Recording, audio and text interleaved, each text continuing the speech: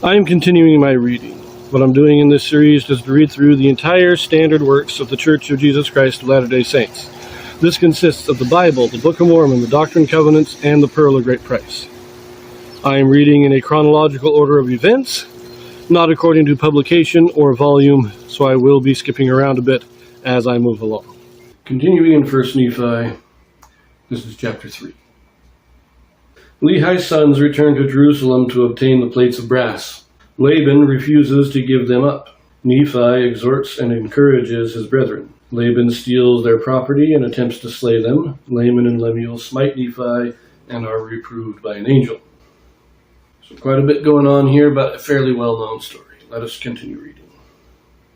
And it came to pass that I, Nephi, returned from speaking with the Lord to the tent of my father. And it came to pass that he spake unto me, saying, Behold, I have dreamed a dream, in the which the Lord hath commanded me that thou and thy brethren shall return to Jerusalem. For behold, Laban hath the record of the Jews, and also a genealogy of my forefathers, and they are engraven upon plates of brass. Wherefore the Lord hath commanded me that thou and thy brothers should go unto the house of Laban, and seek the records, and bring them down hither into the wilderness. And now, behold, thy brothers murmur, saying, It is a hard thing which I have required of them. But behold, I have not required it of them, but it is a commandment of the Lord. Therefore go, my son, and thou shalt be favored of the Lord, because thou hast not murmured. And it came to pass that I, Nephi, said unto my father, I will go and do the things which the Lord hath commanded. For I know that the Lord giveth no commandments unto the children of men, save he shall prepare a way for them, that they may accomplish the thing which he commandeth them. And it came to pass that when my father had heard these words, he was exceedingly glad, for he knew that I had been blessed of the Lord. And I, Nephi, and my brethren took our journey into the wilderness with our tents, to go up to the land of Jerusalem.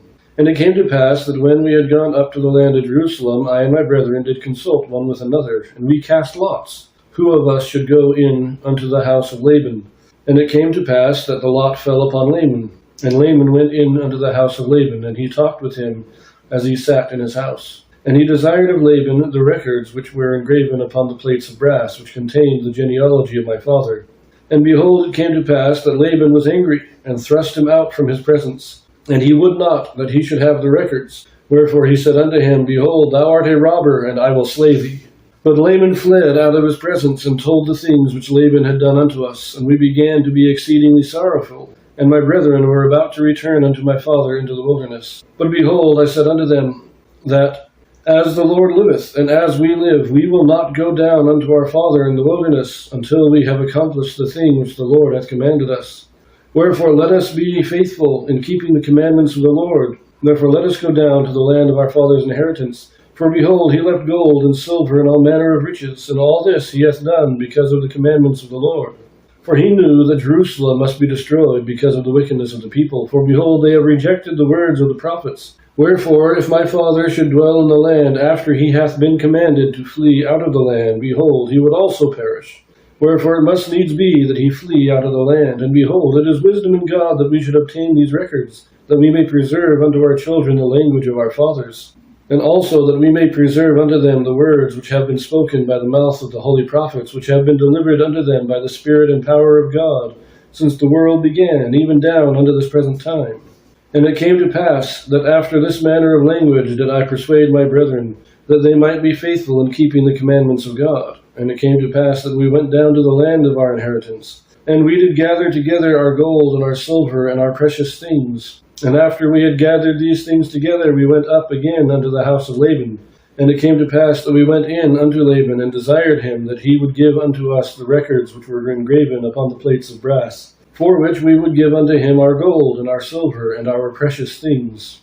And it came to pass that when Laban saw our property, and that it was exceedingly great, he did lust after it, insomuch that he thrust us out, and sent his servants to slay us, that he might obtain our property. And it came to pass that we did flee before the servants of Laban, and we were obliged to leave behind our property, and it fell into the hands of Laban. And it came to pass that we fled into the wilderness, and the servants of Laban did not overtake us. And we hid ourselves in the cavity of a rock. And it came to pass that Laman was angry with me, and also with my father, and also with Lemuel, for he hearkened unto the words of Laman. Wherefore Laman and Lemuel did speak many hard words unto us, their younger brethren, and they did smite us even with a rod. And it came to pass, as they smote us with a rod, behold, an angel of the Lord came and stood before them. And he spake unto them, saying, Why do ye smite your younger brother with a rod? Know ye not that the Lord hath chosen him to be a ruler over you, and this because of your iniquities? Behold, ye shall go up to Jerusalem again, and the Lord will deliver Laban into your hands. And after the angel had spoken unto us, he departed. And after the angel had departed, Laman and Lemuel again began to murmur, saying, How is it possible that the Lord will deliver Laban into our hands? Behold, he is a mighty man, and he can command 50. Yea, even he can slay 50. Then why not us? There are a couple of interesting things to note here. First, this is where we know that they were very wealthy. Lehi's family had great riches. Now, the land of their inheritance most likely was not in Jerusalem. They probably had a townhouse, but they probably had a land or an estate in the country estate, where they would have land and grow crops and vineyards, and that's where they lived, and then they would do business in town, and they would stay in their townhouse to do their business. So when it says going down to the land of their inheritance, that's what it's probably talking about. We can also see the depth of corruption within Jerusalem at this time. Laban, when Laman first asked for the plates, there was no need to try and kill Laman. You just say, no, we're not going to give them to you, kick him out. Why did he try to kill him? That Laban just wanted to kill him. This is the depth of corruption here. And then when he saw their riches, he wants to take it. So now, of course, Laban also probably lived during the time of Josiah. Laban's probably about the age of Lehi, maybe a little younger, but he's definitely much older than Laman and Lemuel. He might be in his 30s, might be in his late 30s instead of in his mid-late 40s like Lehi, but he's much older, and he most likely remembers a good portion of the time of Josiah. So he was a guy that wasn't actually converted in the time of Josiah. He just kind of went through the performances.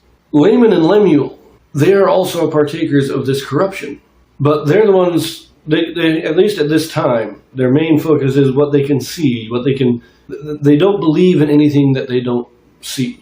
Even after seeing an angel, they question, can God do this? Because in their mind, they can't conceive of any way to do it, and so God can't do it to them. And on a final note, this explains why we have the scriptures. As I've said in other videos, the scriptures are vital, the records are vital, because if you don't know what God did in the past, you cannot have faith in him today, and you cannot look forward to what he will do in the future. We must have the records, or we will lose faith. We will lose the gospel.